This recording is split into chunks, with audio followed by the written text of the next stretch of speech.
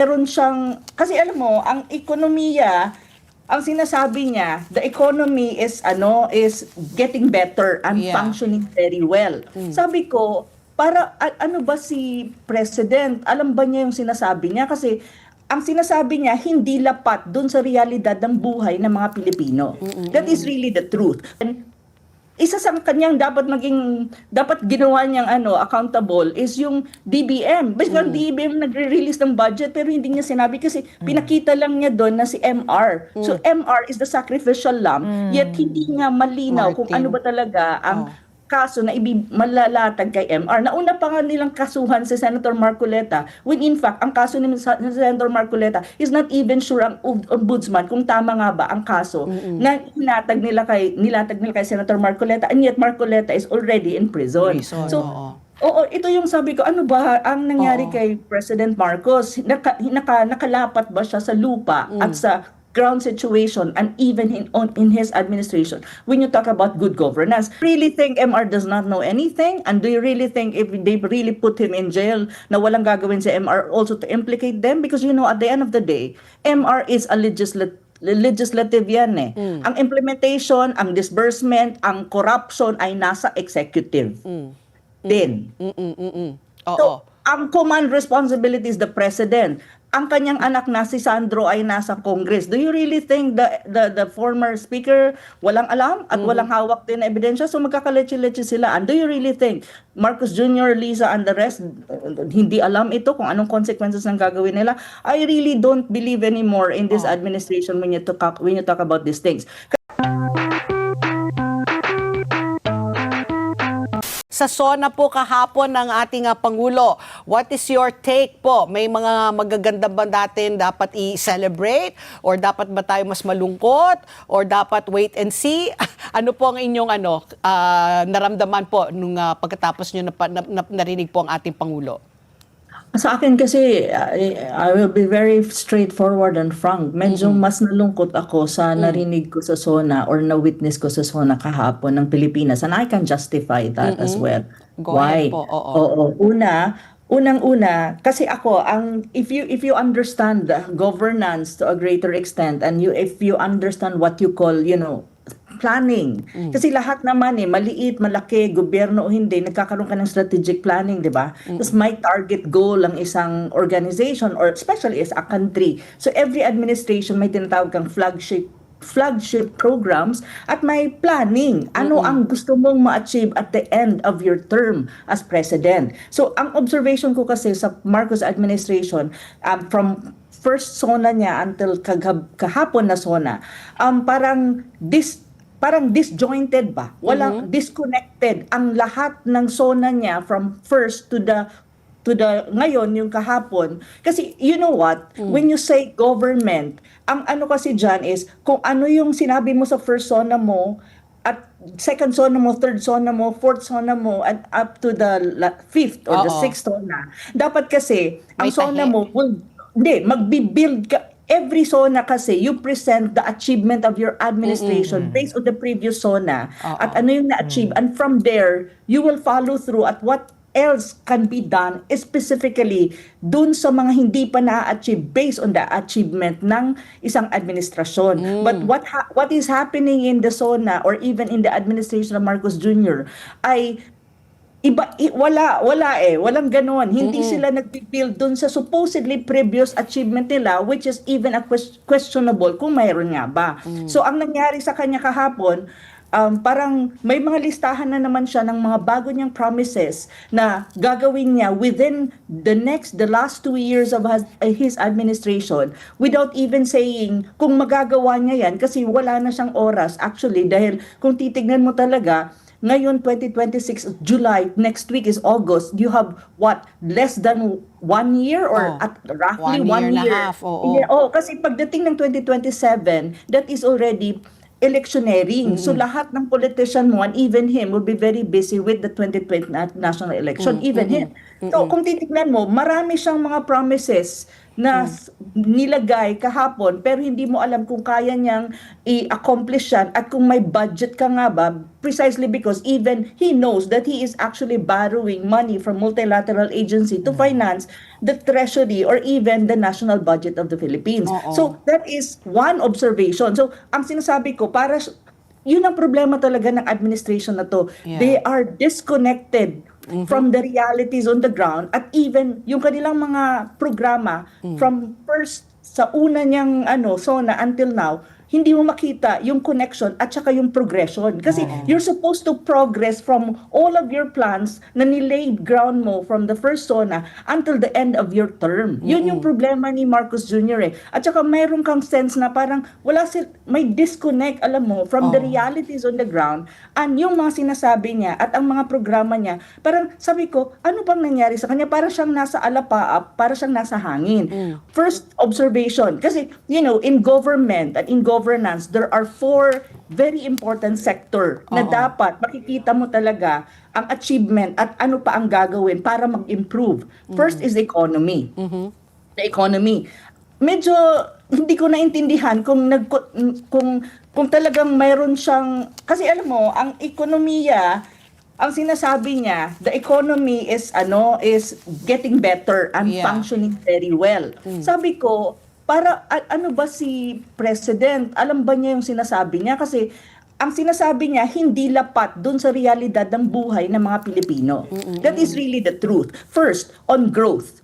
Growth, ang target nila mula nung first SONA niya is 7% or to 8% growth.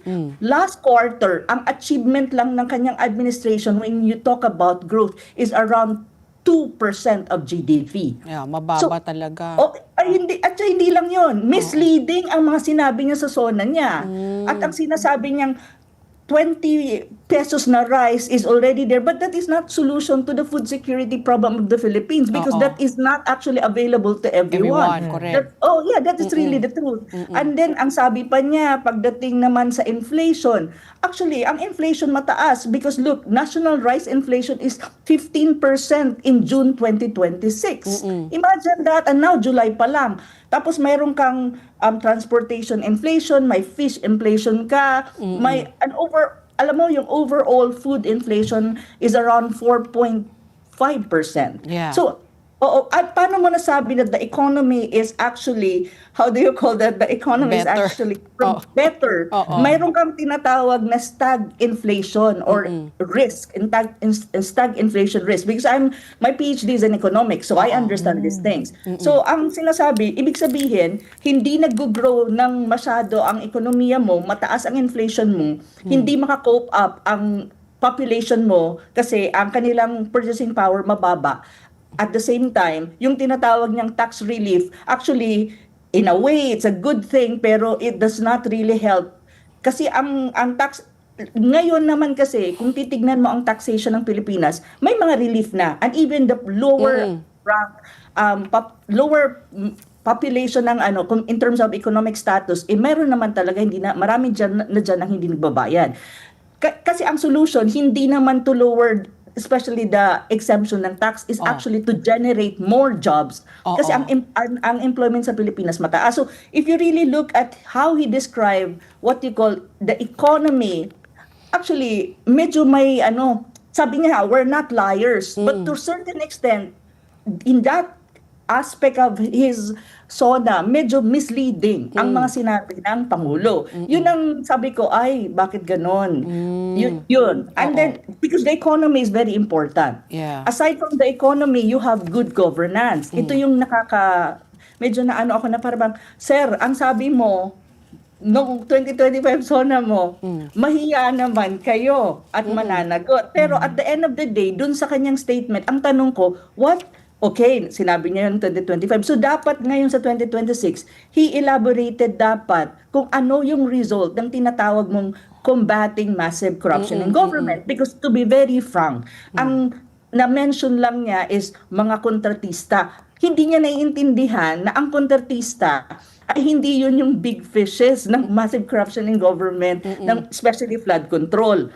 may malalaking isda dyan na hindi actually nabibigyan ng kaukulang investigation ng kanyang administration. Tapos nagkaroon siya ng political grandstanding saying na I am the president of the people, not of my family. Highlighting Martin Romualdez as the poster. Parang ginawa niyang trophy si Martin Romualdez saying na may mga kaso na ilalatag kay Martin Romualdez. But take note, what are really those cases? Because as far as we know, nasa preliminary investigation siya. And when you say preliminary investigation in the Philippines, to be very frank, the possibility of it that will not push through is very high. Kasi even the ombudsman is saying that, and even the DOJ is saying na they're building the case kasi hindi daw nila makonect at wala daw silang sufficient evidence to even file a case against Martin Romualdez. So that is even, sabi ko, bakit mo ginamit yung yung pinsan mo, yet wala ka namang concrete na, alam mo yung concrete na maipapakita sa buong madlang people na actually mayroon nang case against Martin Romualdez, but Martin Romualdez is just one. He needs to remember that, when you talk about corruption, there's a lot of things that if you really is serious about this, one thing that he needs to understand, ang corruption sa Pilipinas does not operate in a political vacuum. Mayroon siyang proseso, kung i-analyze mo siya, una, ang budget enacted by an administration dominated by Congress. In a way, the president there's such a thing as command responsibility. He even had to acknowledge that. Second, ang appropriation mo is signed by the president into a law. So, kung accountability ang pag-uusapan mo, accountable siya din.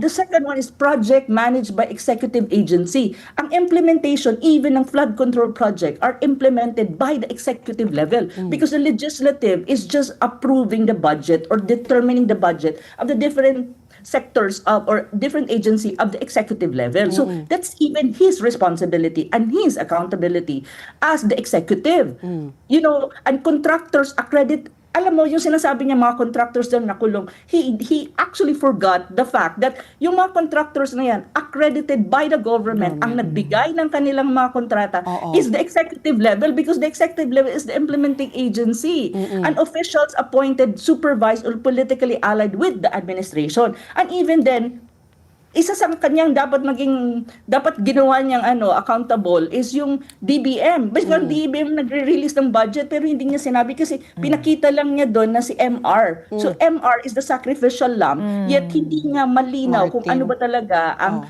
kaso na malalatag kay MR. Nauna pa nga nilang kasuhan si Senator Marcoleta when in fact, ang kaso ni Senator Marcoleta is not even sure ang ombudsman kung tama nga ba ang kaso na nilatag nila kay Senator Marcoleta, and yet Marcoleta is already in prison. So, ito yung sabi ko, ano ba ang nangyari kay President Marcos? Nakalapat ba siya sa lupa at sa ground situation and even in his administration when you talk about good governance?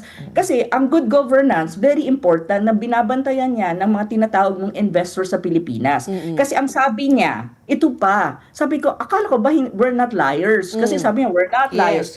Yet, pagdating sa sinabi niya na ang foreign investors daw and capital investment in the Philippines is increasing and it's getting better. Sabi ko, how it's become better when in fact, the Philippine Statistic Authority even released na bumababa ang capital investment na pumapasok sa Pilipinas from outside precisely because of one factor. That is massive corruption in government, and that's an issue of good governance na sa mga tulad ko na nakikita yan, hinihintay ko paano mo kakabit-kabit ito, paano mo susolusyonan given na kulang ka na sa oras, di ba? Correct. So, yun yung mga bagay na parang sandali muna. Ano ba nangyari sa kanya? So Professor Ana, talagang obvious po na dissatisfied po kayo.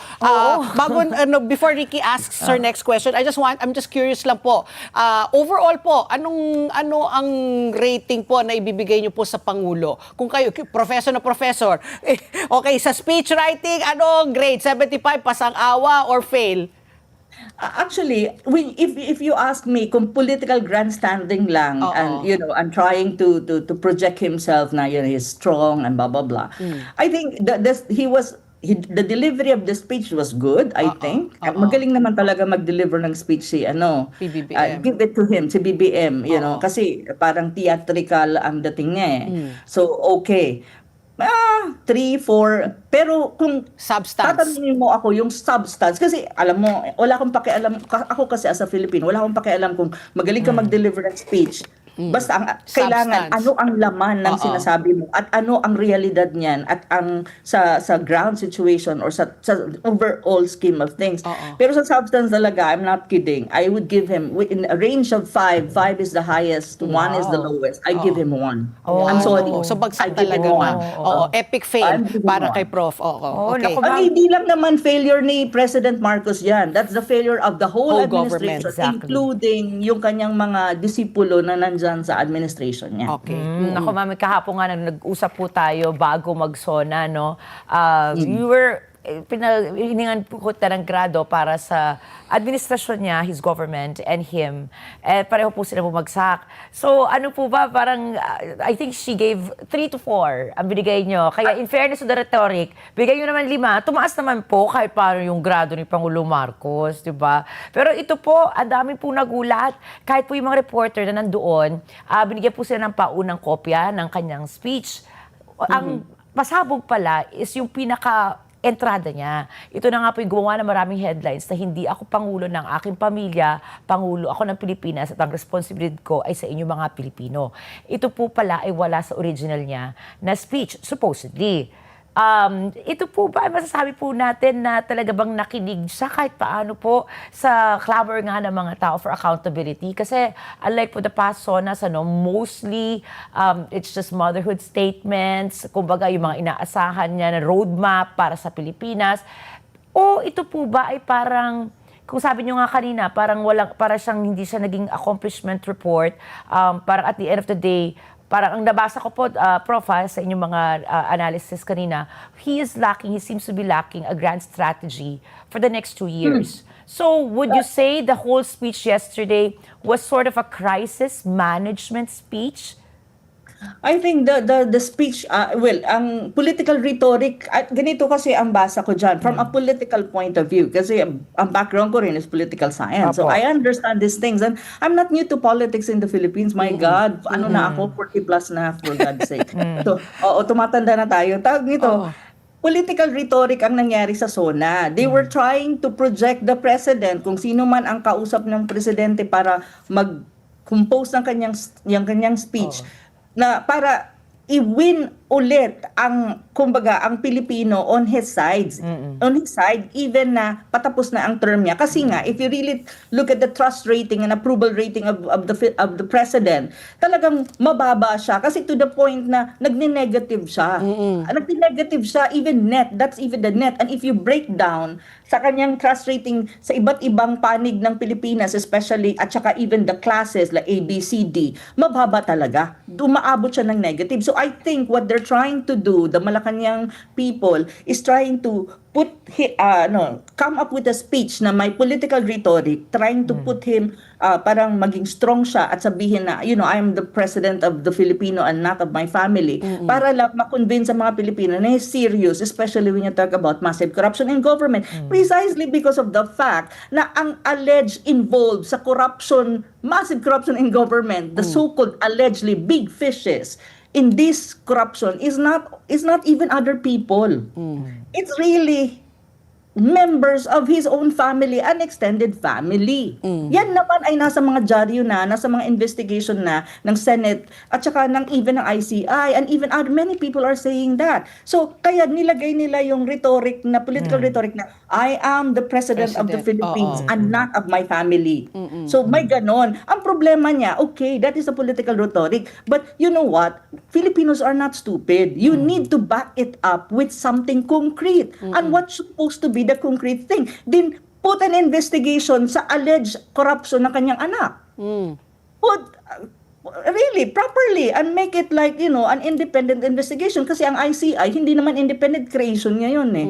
On the other hand, ano talaga ang mangyayari kay Martin Romualdez, and even there are even accusation and allegation against his wife na nasa sa agriculture with the brother of his wife, and even in national irrigation. I receive a lot of information on this, but I'm not always like have the time to write things about it. I know many things. So sa akin, if you really want to make a reality of that kind of political rhetoric, then do something about it, even within the less than 2 years in years your lang. office. Ma'am, so if Kasi mahirap yung puro kasalita. Ayun nga Rhetoric. sinasabi ko. Ang problema talaga ni Marcos Jr., puro siya salita, walang follow-through. Yun yung problema niya talaga. So ma'am, para po maiwasan na manatili itong isang political theater, kumbaga, yung nangyari kahapon nga po sa paningin po ng mga kritiko, it was a political theater. Para po maiwasan, ano po ang kailangang gawin ng ating Pangulo in the next 2 years? Sabi nga ni Patty, di ba, low-hanging fruits, parang yung pagkumpuni dyan sa sidewalk sa EDSA, yung mga ganyang bagay. Yung iba po, they lost hope already that the president can still do something. But as Filipinos, I still want to be optimistic. Kasi nga, like kung sinasabi, we may not be for him, we may be for him, but at the end of the day, ang kanya pong tagumpay ay pagtatagumpay ng ating bayan. Ano po naman ang ating maipapayo halimbawa sa Pangulo sa nalalabing 2 taon niya para naman yung mga kritiko na nagsasabi nga na yung kahapon ay isang political theater ay hindi manatiling teatro lamang?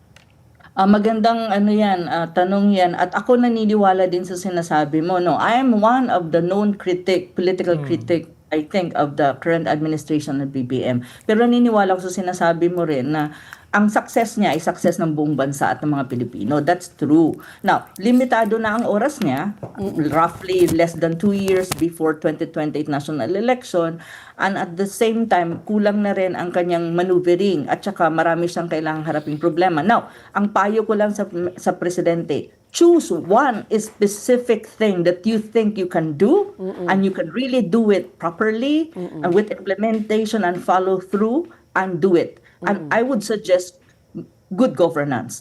Since marami siyang sinabi na hindi siya, alam mo yun, hindi siya presidente ng pamilya, then prove it. Prove it by really putting forward and giving direction to the concerned agency na mailatag ang mga kaso sa kanyang mga political allies na sangkot or allegedly nasasangkot sa massive corruption in government at wag niyang protektahan yung mga yan. And then, pati pamilya niya, kung sino man ang, kasi may alleged talaga na nandyan. Gawin mo yan. Kaya niya yan within the less than 2 years na mayroon siya. Yun na lang. So kasi to be frank, wala na siya magagawa. Masyado. Wala na siya. Pero Prof, kung sabayin natin maging sacrificial lamb nga po si former Speaker Martin Romualdez, do you think that is going to allay the fears of many? Or is that going to give the needed boost, the needed confidence para maano ulit tayo ang taong bayan na, finally may ginagawa? Kasi, di ba, sa isang taon na, since the last SONA, when he said, mahiya naman kayo, till yesterday, yun ang pinakakaabang-abang. May mga nasa kulungan na nga, 'di ba? May mga ilang mambabatas, may mga ibang engineer. Pero yun inaabangan na sinasabi nilang big fish and everybody's pointing their finger at former Speaker Martin Romualdez. Is that enough? Do you think? Even if, let's say, makasuhan, kasi sinabi naman ni Ombudsman Boying Remulla na tinitibayan lang nila yung case build-up, pero marami na. Tapos inanunsyo rin na sinubukan rin ni former Speaker Martin tumakas, umalis ng bansa. So yung mga ganon, kung siya po yung magiging sacrificial lamb, yun na ba ho ang makikita niyong sagot? No, I don't think so because I think this is all drama. I really don't think they will, ilalaglag nila sa MR, to be very frank. Why? Because MR knows many things too. Do you really think MR does not know anything? And do you really think if they really put him in jail na walang gagawin sa MR also to implicate them? Because at the end of the day, MR is a legislative yan eh. Ang implementation, ang disbursement, ang corruption ay nasa executive. Din. So, ang command responsibility is the president. ang kanyang anak na si Sandro ay nasa Congress. Do you really think the former speaker walang alam at walang hawak din na ebidensya? So magkakaleche-leche sila. And do you really think Marcos Jr., Liza, and the rest hindi alam ito kung anong consequences ng gagawin nila? I really don't believe anymore in this administration when you talk about these things. Kanina inask mo ako kung ano pa ang pwede niyang gawin para lang convince ang To Filipino redeem people. himself. Oo. To redeem himself, one thing. Step down because really there's no credibility anymore in his administration. Now, if he doesn't want to hindi siya talaga mag-step Yeah, down oo. kasi alam naman natin yan. Then do something really, make a sacrifice na, kung gusto niya, may political will naman siya, di gawin niya ang dapat niyang gawin. Pa-investigate niya. Alam mo, kung talagang gusto niyang ma-redeem ang sarili niya at kahit papano magkaroon siya ng tinatawag na legacy even in one aspect of his administration and governance, unahin niyang ipa-investigate lahat ng kanyang political allies na very close sa kanya na nasasangkot sa alleged massive corruption in government, especially flood control, and even his own family members who are in government and who have access to government funds.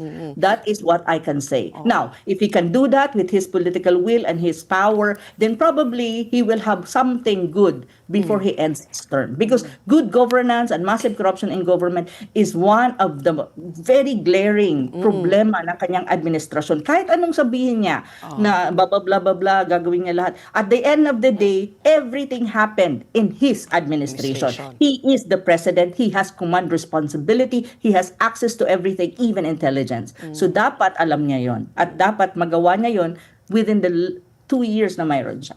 So he has to do something drastic to redeem himself. But Yes. of course ako, the skeptic in me, I doubt na syempre kakasuhan niya yung asawa niya o anak niya. Akala nga Of natin yung speaker na pinsan nga niya, pero kayo rin po kayo po ay nagdududa rin na ilalaglag niya talaga yung kanyang pinsan. Although he said, 'di ba, I'm not the president of my family or of my friends, and he said nga may case build up na pero ako kung ako rin si former speaker Martin Romualdez, just the humiliation and the shame, 'di ba, that all fingers are pointing at you. It was his house. Oh. Diba? The house. He Do was you formerly really think- speaker of the house. Bahay niya. Pat and Ricky, mayroon lang ako tanong sa inyong dalawa kasi you're also, you know politics in the Philippines. Do you really think the former speaker can do all these things without any Oo nga kind naman. of Oo. Talagang, support oo. or Oo.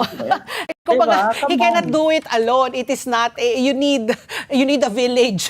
You need the House of Yes. Congress. Saka sinabi po niya, Everyone, di ba? even the executive side. Kasi pera yung pinag-uusapan natin, may pera disbursement Oo. plan eh. Pero yun na nga yung nakakalungkot, Prof. Kasi parang naging systemic na talaga. Parang talagang automatic na may commission. Sabi ko nga kay, I don't know who I said this too many times. I said, I don't mind you get a commission, di ba? Sa SOP na nila Sa yan. SOP. But, manage your greed nga. Not naman to the point na 25%, 40%, or 50% even. Maybe, if it's already nakatuck in there, yung 5%, sabihin natin, 5%, to be divided. Diba? O 1% for the Senate, 1% for the Congress, 1% for the LGU, 1% for the executive. Then it's manageable because you can tuck it in. I think most countries are doing that. Diba? 3% to 5% Ako margin. 5%. Ako 5% tama na kasi billions ang pinag-uusapan natin eh. But once you really go overboard and go over 20%, ay talagang na 'yon. Sukdulan na 'yon ng sakim ka na talaga. Kasakiman. Greed nga daw, sabi nila, kumakain daw sa manage it. sistema natin ngayon. Yes. So Ay, because it's ghost systemic eh. projects. Yes, Oo, that's yun the na. worst. Oo. Diba? Ghost Never mind if there's really a project and Oo. you just priced it, diba? But for you also to undercut it, for you also substandard, and then a lot of people will perish, that's already really a crime and a sin already. To me, Hindi na siya personally. acceptable. Oo, no? hindi na acceptable. But yun na nga, you put a percentage there, okay, di ba? Sige, na everybody happy. So Pero, treat it like a business na yeah, lang. treat it like a business and you also be, kumbaga, you be transparent. Na okay, ito yung project cost, 110 million. Pero yung 10 million, sabihin natin, kasi po ito, kailangan rin lagyan or whatever, di ba, nakatak in na Sa tingin doon. mo ilalagay. No. What I'm saying is, di ba, it's not, but at least alam na natin. Pragmatic approach. Oo, The oo.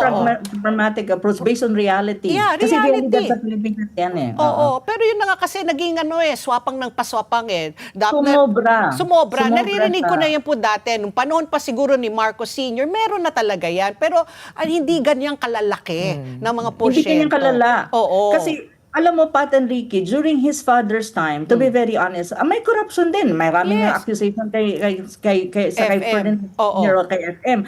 However, if you really look at his father, infrastructure, the golden age of infrastructure started with his father. Oo. Until now, makikita mo yung mga infrastructure project, San Juanico Bridge, that's FF. Oo. And even yung marami na hanggang ngayon, nakatayo pa rin at nagagamit ang Pilipinas. But the worst thing in this administration, wala siyang flagship infrastructure project na makikita niya kanya. Some of it are from previous administration ni Oo, Duterte. carry over. Namana Oo, na lang. oo, Over carry lang. And over. at the same time, maraming ghost project at hindi ko and even now because of this massive corruption in government, actually right now, ang problema naman, walang infrastructure project na itinatayo ang gobyerno Takot. at walang nangyayari.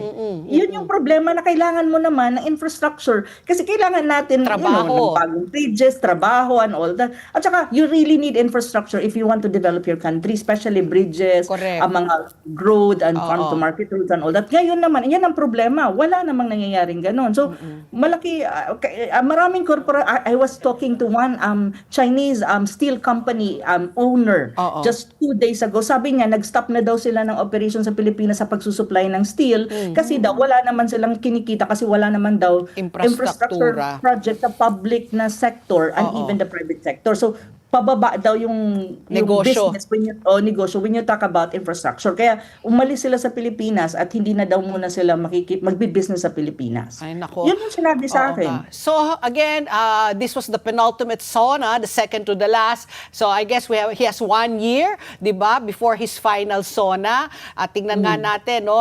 Ako nga, sabi ko nga kay Ricky, ako low hanging fruits na, yung diretso sa bituka na ng mga mamamayan para maski na papaano, wag na tayo grand promises or grand dreams. Tapos naman Tulad ng sending a space ship. From Cagayan and Cagayan. South Korea. Oo. Kaya nga, unless we will send all the corrupt officials on that rocket ship and ship them out to Mars. Thank you very much po, Professor Thank you, Prof. Ana. Always very interesting Thank you. having you on the show. Have a safe Tuesday po.